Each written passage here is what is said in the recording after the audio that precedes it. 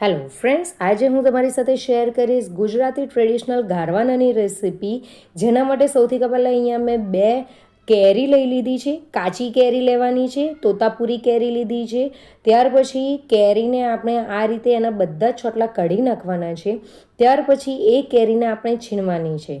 તો અહીંયા ઝીણી છીણી જે આવે છે, ઝીણા કાળાવાળી છીણી, તેનાથી આપણે બધી જ કેરીને છીણી નાખવાની છે.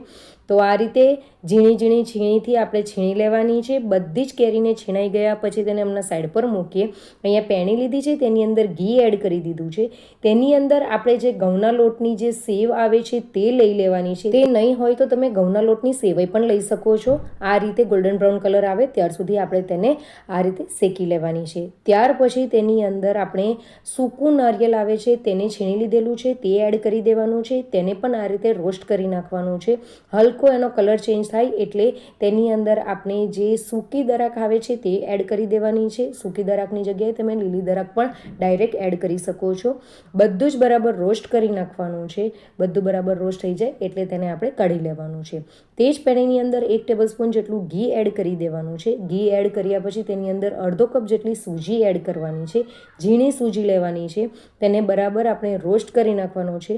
હલકો ગુલાબી રંગ થાય એટલે તેની અંદર વરિયાળી એડ કરી દેવાની છે. તેને પણ સૂજીની સાથે એડ કરી દેવાની છે અને બધું જ બરાબર રોસ્ટ કરી નાખવાનું છે.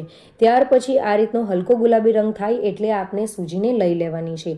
એક તપેલી લઈ લેવાની છે. તપેલીની અંદર 1.5 લીટર જેટલું પાણી એડ કરી દેવાનું છે અને તેની અંદર આપણે જે છીણેલી કેરી હતી તે એડ કરીને બધું જ બરાબર મિક્સ કરી નાખવાનું છે અને 5 મિનિટ માટે તેને આપણે કૂક કરવાનું છે. 5 મિનિટ પછી આપણી જે છીણેલી કેરી છે એ એકદમ જ ચડી જશે. તેની અંદર આપણે જે રોસ્ટ કરેલી સેવઈ છે, દરાક, ત્યાર પછી તેની અંદર કોપરું, આ બધું જ આપણે એડ કરી દેવાનું છે. તેની અંદર ખાંડ એડ કરી દેવાની છે અને 5 મિનિટ માટે કૂક કરી દેવાનું છે. આપણે તેની અંદર સૂજી એડ કરી છે એટલે સૂજીથી આ જે પાણી છે એ ઘટ થવા માંડશે એટલે 5 મિનિટની અંદર જ તે ઘટ થઈ જશે. તો અહીંયા જે ગરવાનું છે એ બનીને રેડી થઈ ગયું છે. આ ગરવાનાને તમે ગરમ ગરમ સર્વ કરી શકો છો, પણ આ ગરવાનું ઠંડુ થયા પછી ફ્રીઝમાં મૂકીને ઠંડુ ખાઈ શકો છો. તો ફ્રેન્ડ્સ, આ જે ગુજરાતી ટ્રેડિશનલ ગરવાનાની રેસિપી છે એ જરૂરથી ટ્રાય કરજો. તમને મારી રેસિપી ગમી હોય તો મારી રેસિપીને લાઇક, શેર અને કમેન્ટ કરજો અને ચેનલ પર નવા હોય તો ચેનલને જરૂરથી સબસ્ક્રાઈબ કરજો. મળીએ એક નવી રેસિપી સાથે. Bye bye, enjoy.